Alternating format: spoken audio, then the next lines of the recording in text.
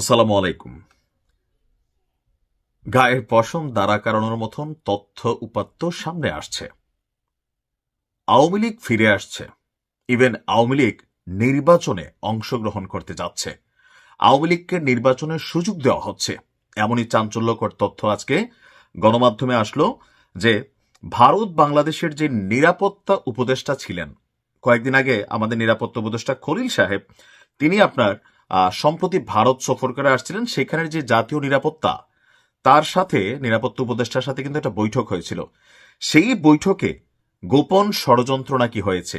আর এই সকল চাঞ্চল্যকর তথ্য কে দিয়েছে? ওয়ান কাইন্ড অফ অতিরিক্ত গুজব, অতিরিক্ত মিথ্যা বলে, মানে বিকাশ নুরুর দলের যিনি আছেন রাশেদ, মানে কি বলে নিজেও মাঝে মাঝে বোঝে না। ওই মোশাররফ করিমের একটা নাটক দেখছিলাম, ওয়াও না ওয়াও, ওই যে ক্ষেতের মধ্যে নেমা কৃষকরে, আরে আমার দেশের কৃষক, কয়েকদিন আগে আমার দেশের রত্ন, এরকম একটা ভিডিও ভাইরাল হয়েছে। তো রাশেদ যে এই তথ্য দিছে, রাশেদের কোন গোয়েন্দা সংস্থা এই তথ্য দিচ্ছে, সেটা হচ্ছে একটা প্রশ্ন। মানে এরা মাঝে মাঝে এমন কথা বলে পুরো দেশের মধ্যে আউলাই ফেলে। আচ্ছা, কি বলছে? যে আগামী জাতীয় নির্বাচনকে কেন্দ্র করে দেশ বিদেশে নানান ষড়যন্ত্রের আভাস মিলছে।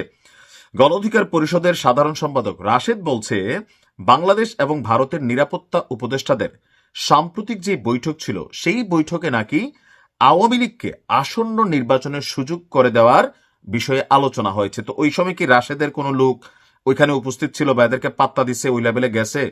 এদের কাজই হচ্ছে দেশে গুজব ছড়ানো। আওয়ামী লীগ থাকতো এরা সারাদিন গুজব ছড়াইতো, এখনো গুজব ছড়ায়। এই দলটাই গুজববাজ হয়ে গেছে। রাশেদের দাবি, রাজনৈতিক মহলে আলোচনার ঝড় তুলেছে। অবশ্যই ঝড় তোলার কথা, কেউ ইয়ানাফসি পড়তেছে। শেখ হাসিনা বাংলাদেশে আসবে, আওয়ামী লীগ নির্বাচন করবে, এই ঘোষণা আসার পর এই দেশে অর্ধেক মানুষ আবার গর্তের মধ্যে ঢুকে যাবে। এটাই হচ্ছে বাস্তবতা।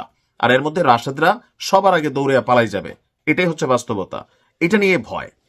এখন রাশেদের দাবি যে আহ, সংশ্লিষ্ট কোনো রাষ্ট্রীয় পক্ষ এ পর্যন্ত কোনো বিষয়ে মন্তব্য করেনি। তা আমরা তো দেখছি না, আমরা তো দেখছি প্রধান উপদেষ্টা বলছেন যে আওয়ামী লীগকে নির্বাচনে আনার সুযোগ নেই, এরকম তথ্যই তো দেখছি।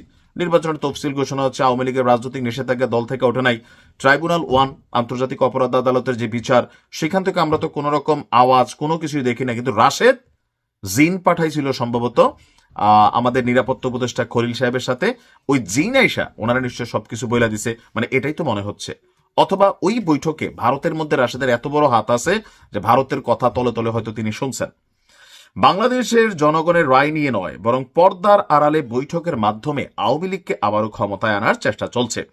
দিল্লি ও ঢাকার শীর্ষ নিরাপত্তা উপদেষ্টাদের মধ্যে অনুষ্ঠিত বৈঠকে নির্বাচনী প্রক্রিয়া, রাজনৈতিক পরিস্থিতি নিয়ে আলোচনা হয়েছে, যেখানে আওয়ামী লীগের জন্য রাজনৈতিক সুবিধা তৈরির বিষয়টিও বিবেচনায় নেওয়া হয়েছে বলে রাশেদের অভিযোগ। তার বক্তব্য, দেশের ভেতরে গণতান্ত্রিক পরিবেশ নষ্ট করা এবং বিরোধীদের রাজনৈতিক কার্যক্রম সীমিত করার মাধ্যমে নির্বাচনকে প্রভাবিত করার চেষ্টা করা হচ্ছে।